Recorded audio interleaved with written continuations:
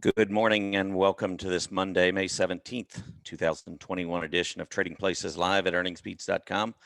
I'm Tom Bowley, Chief Market Strategist here at Earnings Beats, and I'll be your host for the next 30 minutes featuring everything you need to know as you prepare for the trading day ahead. Well, we're halfway through this quarter. Those of you who follow me at Earnings Beats and articles that I publish over at Stock Charts and some of the shows I do and so forth know that historically things change when you go from the first half of a calendar quarter to the second half of a calendar quarter. My feeling is that a lot of the strength in the first half of a calendar quarter is due to a pre-earnings run-up. And then, of course, as earnings come out, the two things really that drive the stock market in the long term are earnings and the Fed. So you've got interest rate policy and earnings, and those two factors really are what drive equity prices over time.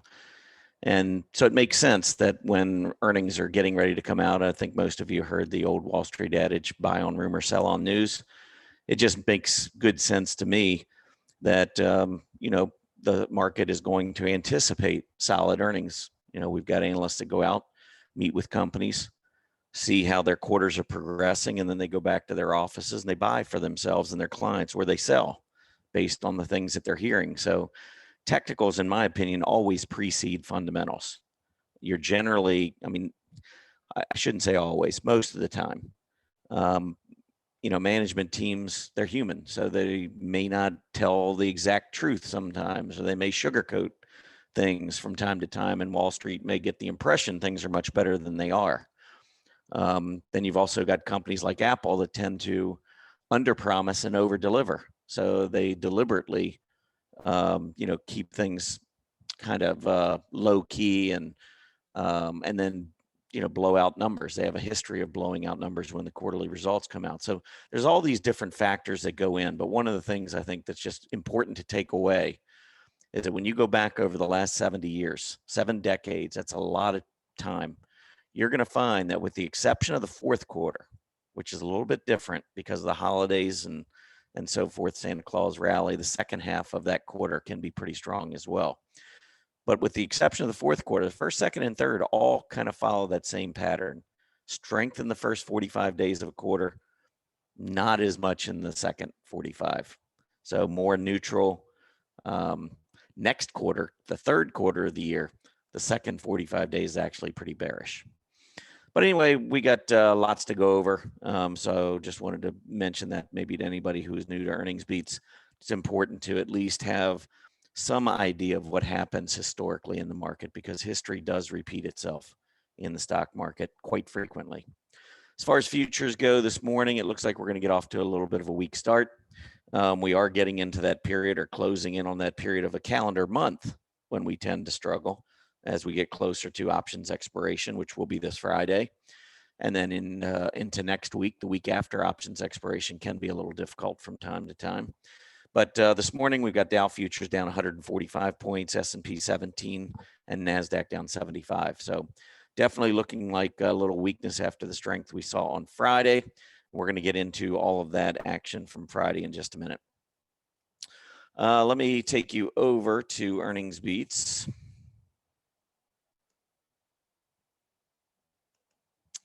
And just let you know, if you are new, we do have a free newsletter, the Earnings Beats Digest newsletter. All you need is your name, email address, and there you go. You'll be set. Hit that subscribe button. We'll make sure you get set up on the newsletter. You'll be able to, you'll receive the newsletter 3 times a week, Mondays, Wednesdays, and Fridays before the market opens. One of our 3 you must see stocks at the end of the show today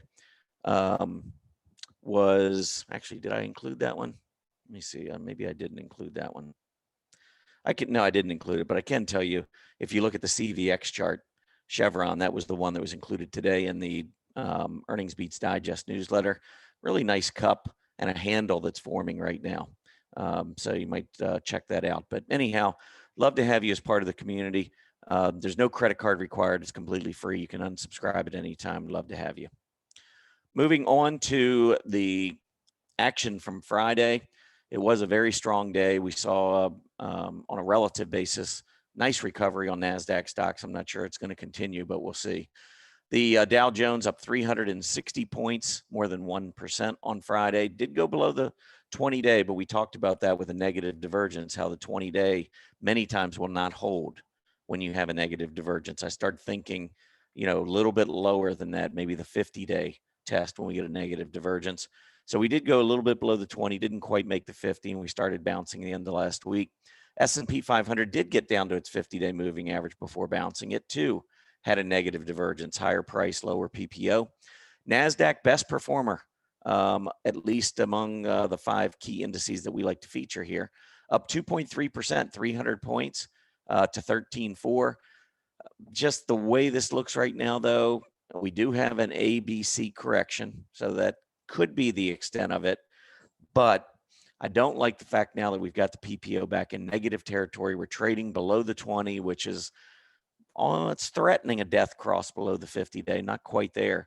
But I would watch to the upside these moving averages, because this has been the weaker area of the market. If we can get back through the moving averages, I think that would be a much better alternative. I'm not going to say I'd be outright bullish in the short term, because I think probably we'd just see more sideways action. But I do think if we can get through the moving averages, that'd be great. If we don't, then watch the low that was just established last week, because if we fail at the moving averages, break back down again, I think we're going back down to that 12.4 level to test the March low. And once again, I'm just saying, we're in that second half of the quarter, the calendar quarter. We already know that this is not the best time of the year historically. We do have good periods sometimes this quarter. I don't want to paint such a bearish picture that I seem to be overly bearish, because I'm not. I'm still very bullish the market.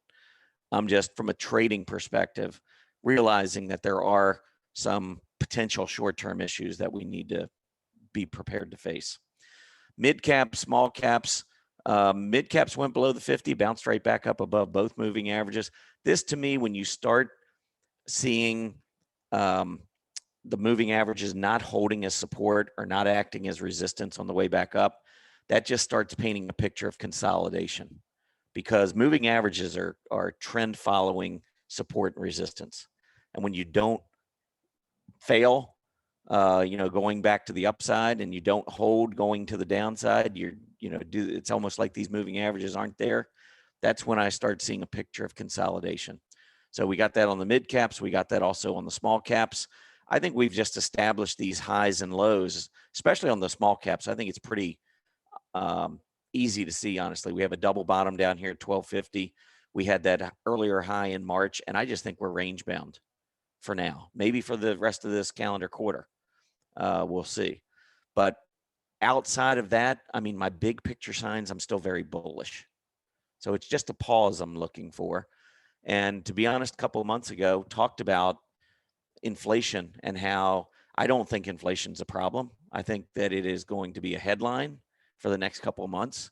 I think it'll be a reason. I think we're always looking for something that's going to be the catalyst to drive sideways action, or maybe even a period of selling. I think inflation is the story.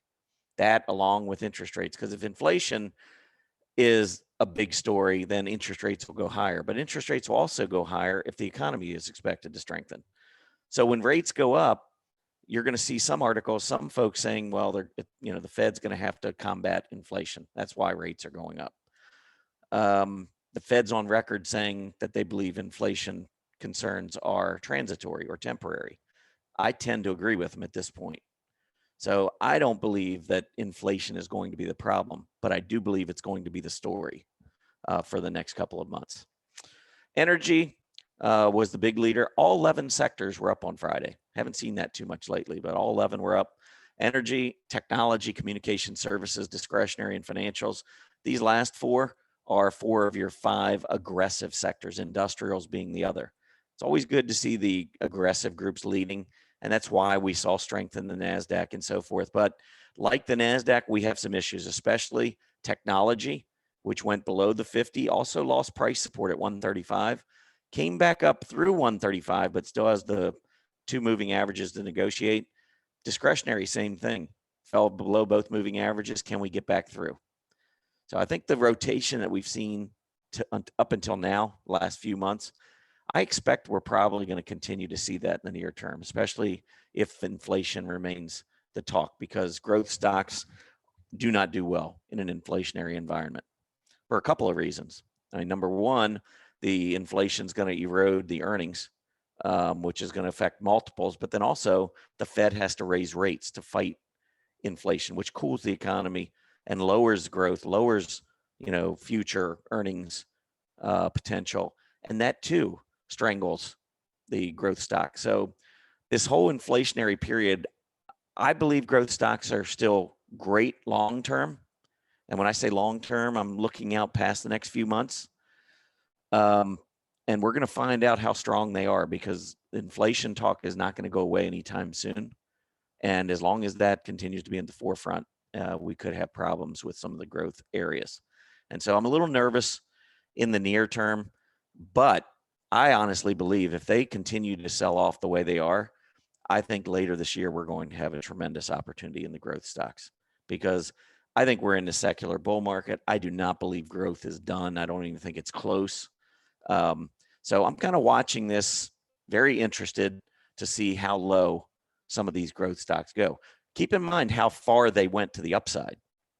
The market overshoots in both directions, always has, always will. So you think, and the problem is there's no sign that's held up. Nobody raises a sign and says, okay, we've taken the market too far to the upside. You're not going to see that. You're going to feel it after it's happened, which is what's happened with growth stocks this year. That IWF, IWD ratio, something to certainly keep an eye on. I would feel much better about growth when we get above 1.70%. Now, if we lose 1.50 to 1.55 to the bottom side, and that's a ratio, by the way, IWF, IWD, IWF colon, IWD is how you enter it on stock charts. And then I like to use a line chart instead of a candlestick chart. But I'm looking at this range, 150 to 155 to the downside, 170 to the upside. If we break below 150, then I think we've got much further rotation maybe to go on the growth stocks, away from the growth stocks. If we break out above 170, I think that would be a very good sign for the growth stocks. But if we do break below 150, I just think that's going to set up a great opportunity down the road. All right, moving on, 10-year Treasury yield. Let me get an update too on this. I set this up a while ago. So right now we are at 164 on the 10-year Treasury yield. We had the May Empire State Manufacturing Index come out earlier, right about where it was expected, 24.3 versus 25.0. So nothing major there. We are still kind of in this range that I've talked about, 150 to 175. My gut feeling, I think the probabilities are that this range breaks to the upside. I would put maybe 70, 75% odds on that versus going back to the downside, maybe even higher percentage. I just believe that the economy is going to be stronger as we go forward. I also believe inflation is going to provide a scare, even though I don't think it lasts. So I think those things drive interest rates higher. Looking toward the bottom of this chart, you can kind of see as the 10-year Treasury yield goes up, so too does relative strength of financials and industrials. So just kind of keep this relationship in mind, because if we do break above 175 on the yield, that should continue to set up the financials and industrials very well into this next quarter.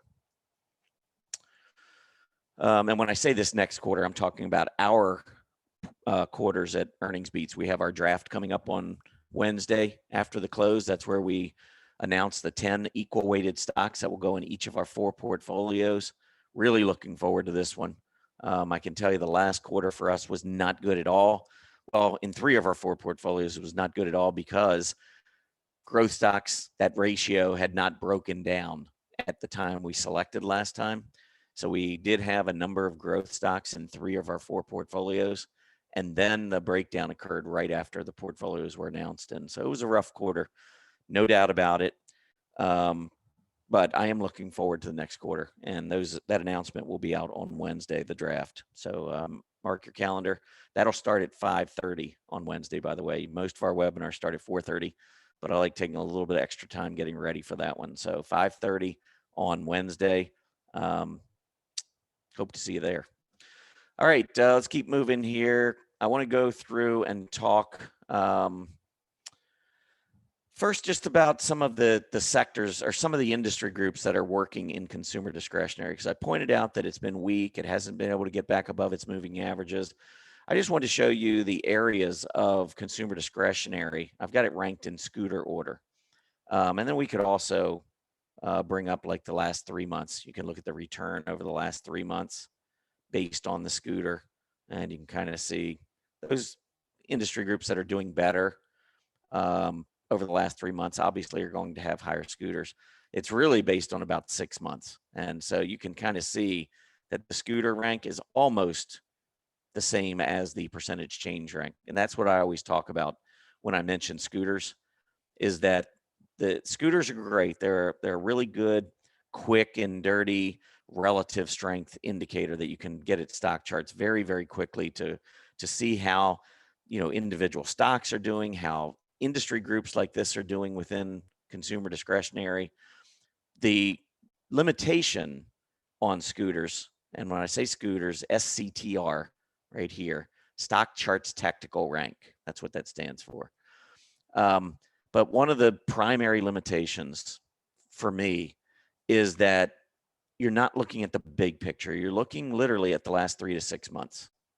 So if a group was absolutely horrible heading into that positive virus news back in November, and then the virus news, the vaccine news came out in November, and now all of a sudden the last 6 months, many of these groups have moved higher. You're going to see on the scooters only the fact that they've been so strong since the virus vaccine came out. The scooter is not impacted at all by what happened more than 6 months ago. There's nothing in the formula that takes into account more than 6 months ago. So just always keep that in mind. It's a good short-term indicator. If you're a short-term trader, it's great.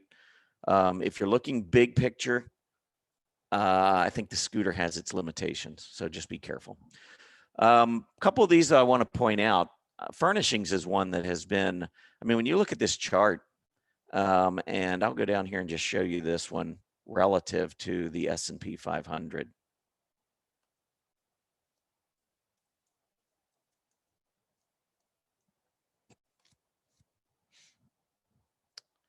Oh, let me make that bigger and let's get a line chart. All right, so furnishings is one of the few industry groups that was doing well during the pandemic and also has continued to do well. I mean, not only on an absolute basis, but look at the relative strength. I mean, this has been one of those areas that just doesn't seem to matter what kind of news comes out or what stocks are being favored, whether it's the stay-at-home stocks, the reopening stocks. Furnishings just seems to go along for the ride. So if there's been one group in the discretionary area that I think has been kind of a leader throughout the pandemic and the recovery, it's furnishings. So I thought that was a kind of an interesting chart to show you if you haven't looked there. And the thing I wanted to point out too is once you find a group like this, let's say, you know, you're really interested in the furnishings, and as long as they stay, say, above the 50-day moving average, you're interested. One way to benefit from that is to go to your dashboard at Stock Charts and scroll down under Member Tools until you get to Scooter Reports. Right here, click on that. And then what you can do is type in furnishings in this box. And it'll tell you the large cap stocks that are in furnishings, and they rank them for you in scooter order. So you could then quickly say, okay, well, Mohawk, one of the best performers recently in the furnishing space. Pretty nice looking chart. Looks like the index. Then we could go to LEG, another one. Really strengthened recently. You know, maybe a 20-day test might be something that's appealing to you. You can change this to mid caps, and then you got Tempur-Pedic with an 86 scooter. Tempur-Pedic's more consolidation. So if you don't want one that's been, you know, straight up recently, maybe you prefer one that's been consolidating for a while. Well, $36 seems to be a pretty good area of support on Tempur-Pedic. And then you can change it to the small caps, and a lot more of these. So you can go through and look at each one of these stocks and get an idea of what you might like or not like. Anyway, so that's kind of one way you can look at the market, break down an individual industry group, or really an entire sector into industry groups, and then find the different groups, areas of the market that you find appealing. And you could go into the scooter reports, just type in that industry group and check out the stocks. It'll rank them for you in scooter order. So Stock Chart's a great platform to, if you have a little bit of knowledge and can, maneuver your way around the various charts, the big picture. There's so many tools at Stock Charts that allow you to really dive in and find some great stock trading candidates. All right, let's keep moving on. So let me get rid of that. All right, so inflation. Now, I've talked about this a little bit, so I won't spend a whole lot of time. But the reason I say that we're going to continue to have headline news is simply because of the core CPI. We just got the April reading that came out in May. Last week, April inflation numbers were released in May. And you can see April lost 0.7%. That was the core CPI last year in April. So when you report April this year, you get rid of that reading, and then you add in the new reading, which is a very hot reading because the economy is strengthening. So what's happening is you're seeing these year over year headline numbers that are just nothing like anything we've seen the last 2 decades. And we got another one coming up next month, because when May of 2020, that minus 0.1 is eliminated, and you add in May 2021, which will be reported in June, you're going to see another big headline number. And this wasn't something I just started talking about. I mean, I talked about it a couple months ago that these numbers were coming. We were going to see headline numbers that were going to just be off the charts. They're going to look horrible. Everybody's going to start talking hyperinflation. The Fed's got to raise rates. And now we're getting it. And so this could be the catalyst for a more, a lengthy consolidation period, maybe even selling.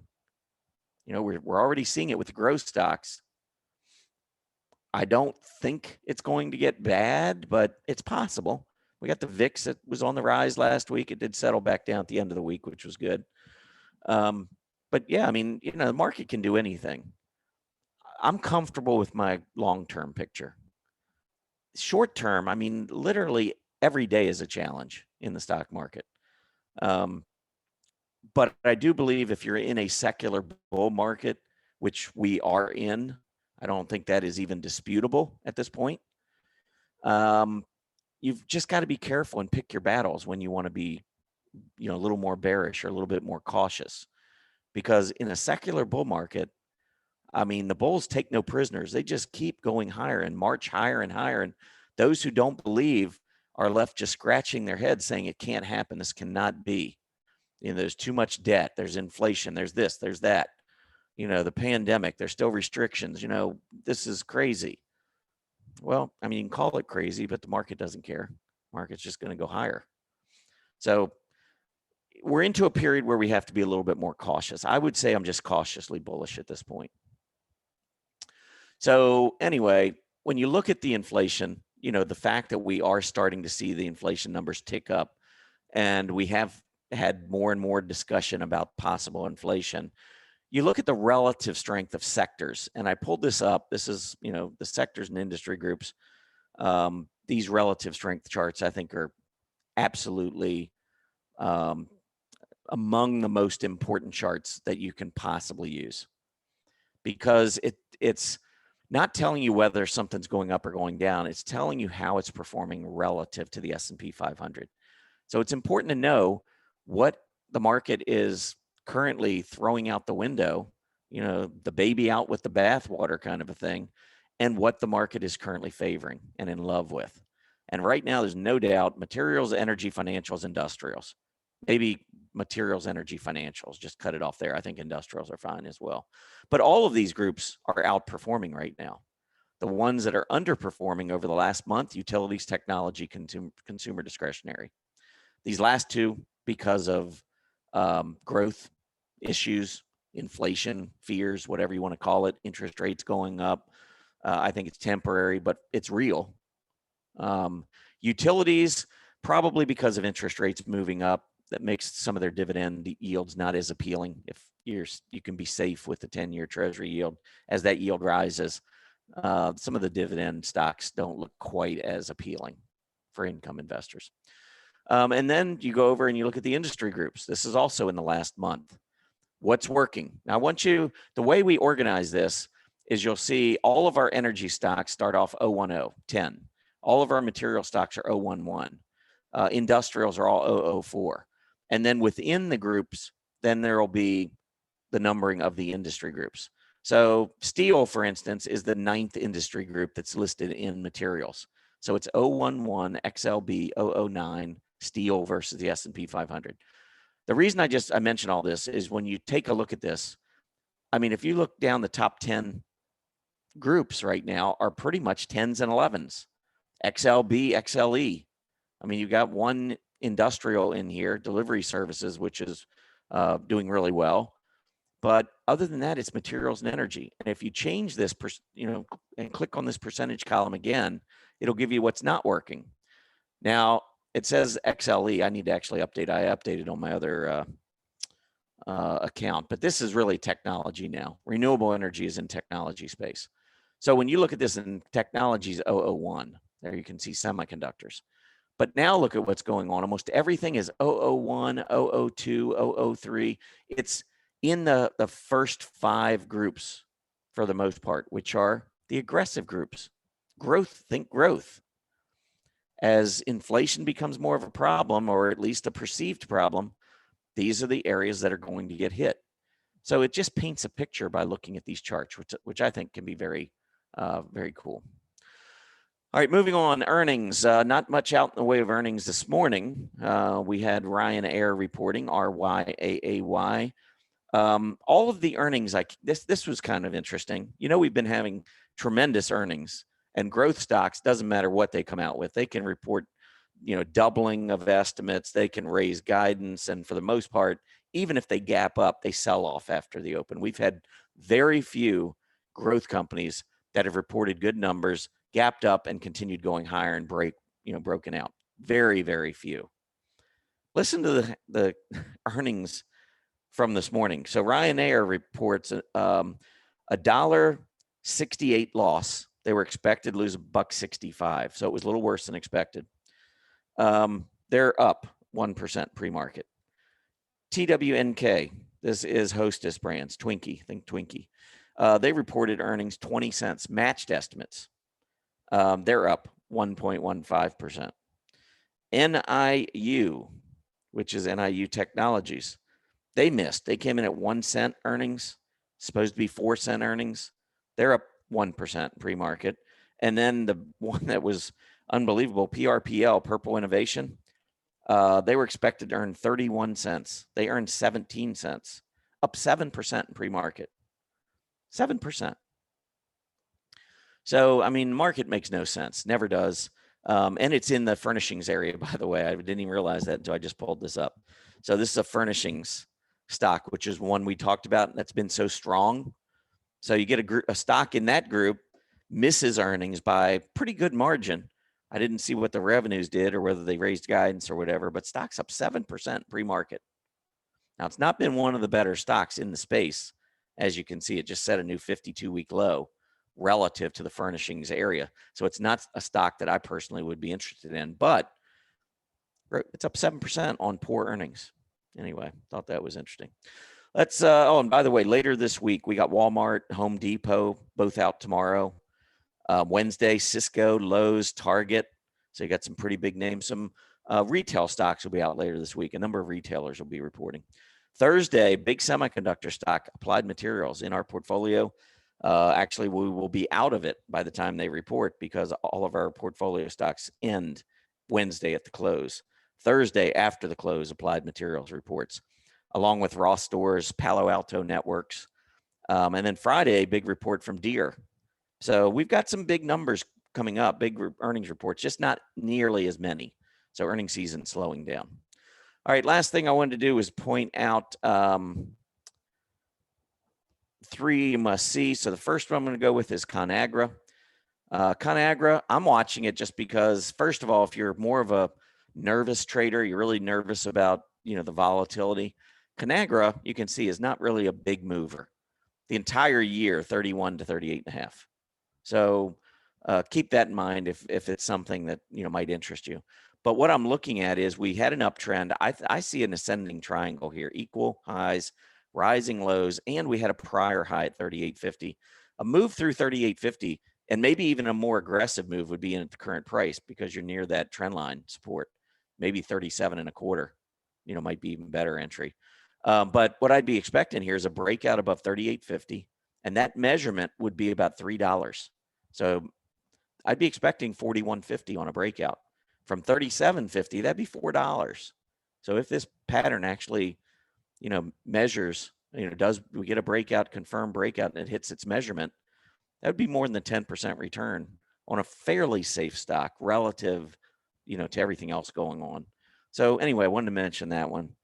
Another stock that I like at this point is AXP. American Express has been performing really well. Here was the vaccine news. Look what happened. So American Express really wasn't doing a whole lot. Vaccine news came out, and that started an uptrend. So I think right now the 20-day EMA, which we saw last week, I think that's a pretty good area for support on AXP. And then the last one to wrap up, NKE, Nike. Nike, I think, has got pretty good support. This double bottom right here at about 126. Keep an eye on that. As long as that holds, I think we're going to get a breakout on Nike. I'm looking for Nike to run up and test these highs around 146, 147. All right, let's get a quick update on the market. Just opened. See what's going on here. Yeah, just about like futures, except maybe NASDAQ's a little bit worse off on a relative basis. Dow trying to go positive here. But the Dow down 13, S&P down 8, NASDAQ down 77. Small and mid caps also maybe off a little bit on a relative basis. VIX back up 8% and above 20. That'll be something to watch today as well. See if the VIX picks up as we move toward the second half of May. That rising VIX could be a problem for the market if it does continue going higher. All right, that's it for me. I want to wish everybody a great day. I'll be back tomorrow over at Stock Charts TV for your next episode of Trading Places Live. Hope you can join me. Take care, everybody. Happy trading.